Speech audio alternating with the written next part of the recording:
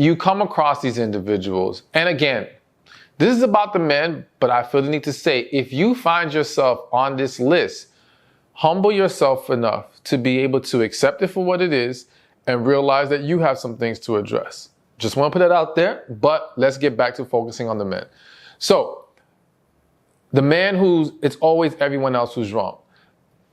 This is important that when you're getting to know a guy, you pay close attention and you'd have discussions about things that happen in his life so that you can then see how did he process it, learn from it, grow from it. Or does he make that story about this person, that person? He is always the victim in the story. And it's never about what he did wrong. This is a problem. Again, there is no healthy person, no person who has taken time to heal and isn't able to self-reflect, isn't able to hold themselves accountable, isn't able to embrace where they have fallen short. And they also understand that falling short doesn't mean you stay there, you get back up and you get better. So when someone shows the habit, the consistent pattern of always blaming other individuals, clearly he has emotional issues. Now, here is why this is, I'm sure most of you know, but sometimes maybe not everyone's aware.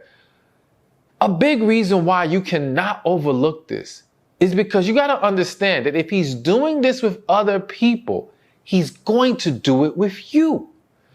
If you guys move forward in a relationship and he makes any mistakes or you attempt to hold him accountable, all this man will do is deflect because he does not know how to take criticism in any kind of way. He does not know how to look at himself in the mirror.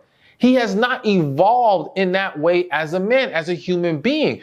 So to be in a relationship with someone who never takes accountability, one, there's no way you will find happiness and peace in that relationship. There is no way you guys will be able to grow into something better. There is no way that you will be able to handle the pitfalls or the obstacles thrown your way that any relationship goes through. So you cannot make excuses for that or think, oh, well, he did that with other people. He won't do it with me. He said he loved me, so I'm good. No, because someone who is able to take accountability shows that consistently in their life. And the same thing in reverse. Someone who doesn't shows it consistently in their life. You cannot think it's just going to stay over there and not come over here. It's not going to happen like that. So pay very close attention because, again, it's another thing that needs to be addressed. All right, so let's keep this going to number 3. And before I mention number 3, notice I keep ending each point, and I'm going to continue to do that by saying it needs to be addressed. Because, again, I remind you, I am not ever going to encourage you to simply run when you see these things. You must address it. And I'm going to explain with more clarity why addressing first is important. Because I see so many people that say, oh, hell no. Once the red flag is there, I'm out. What's the point? We ain't got time for that, so on and so forth. I will explain at the end. But let's continue. So the third thing on this list is that he consistently dwells in his past. All right. So the reality is this. We all will go through something. We all will go through disappointments and hurts. And as I mentioned earlier, it's about learning how to process the moments of disappointment, learning how to learn from it, and then grow from it, and then move forward. When we are not able to move forward and we keep holding on to what happened, one, we're not letting the new things that God wants to bless us with come into our lives. But more importantly, not more importantly, but just as importantly is that we now become paralyzed in life. And that individual dwelling in their past is unable to progress in life the way that they need to. But in a relationship, it will make it worse because them being paralyzed will paralyze you as well. all right, them being unable to move past whatever happened to them is going to affect you as well. Now, one of the things I want to mention that's hitting my spirit again, as far as living in the past, is not being over an ex. So the unfortunate reality is that a lot of people are getting into relationships, never truly healing from their past relationship. And whether they want to admit it or not, and some are not admitting it to themselves, they're living in denial of it, they still have a lot lingering with the ex. Now, things lingering with the ex doesn't mean they want to be with them, so to speak. In some cases, it is. But it just means that they have not truly freed themselves from that situation. And now that does not allow them to embrace the current relationship. And honestly, it doesn't even allow them to choose the right relationship. I always say people who haven't healed are 99% likely to choose the wrong relationship for various reasons.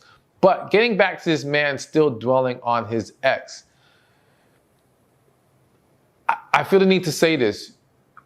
If this comes about, if you start to notice that there's a woman, and man, a lot of stuff is hitting my spirit right now, so I gotta say this too. Sometimes that ex is still his friend. All right, some of y'all are dealing with that. Some of y'all will deal with it. Some of you have seen it in other people's lives, where the ex is still his friend, and he has not fully released this woman. Now, I'm not attacking all friendships of exes, not saying that none of them can't be fully platonic, but I'm going to keep it real with you. In most cases, there's some unresolved stuff there. And so when you start to see this, whether that woman is present in his life in some capacity or not, I feel the need to tell you that do not fall into getting into a competition with this woman.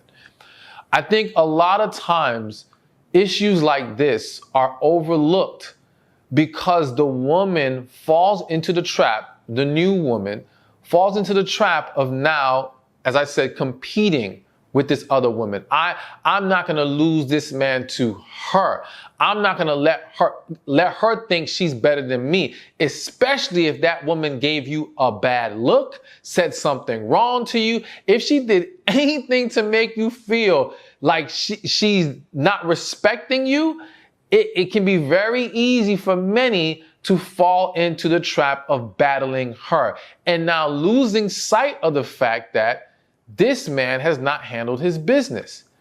And if he really loves you, if he's really into you, if he's really serious about you, he should not put you in a position that you have to even consider battling some other one. He should be handling that, nipping it in the bud, and that's it. It's done and it's over.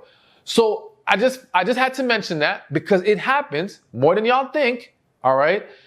And I don't want that happening to you. But the overall point here is whether it be past relationship, whether it be disappointment from a job he missed out on or something he felt betrayed and cheated at, maybe he's still holding on to friends that stabbed him in the back, whatever the case may be, this is a problem. Because again, the other mistake that many make is thinking that this emotional damage, and let's just use friendship. Let's say it's an old friend that did damage to him. Thinking that the wound from that situation will not leak blood onto you. It will. In different little ways, it will. Are there some situations where people have managed to not allow it to really negatively impact their partner? I want to say yes, but honestly, no. And the reason why I'm going to say no is this. Even if it hasn't directly or more blatantly impacted their new partner, the negativity that resides from it seeps into the relationship one way or another. All right. So you're going to pay a price. So again, this is why we cannot just overlook these things and think everything will be okay because that had nothing to do with me specifically. And they seem to be functioning right now. It's like someone being a functioning alcoholic. They're still an alcoholic. They still have an issue. And that issue can still rear its ugly head and cause a huge problem. So don't make excuses for it and make sure you address it. Hey, thank you for watching this video. Be sure to check this one out right here, and I'll see you there. Relationships are the key to a successful life. But there's 5 areas that we have to be mindful of when it comes to relationships. There's relationship with God, relationship with ourselves, relationship with family and friends,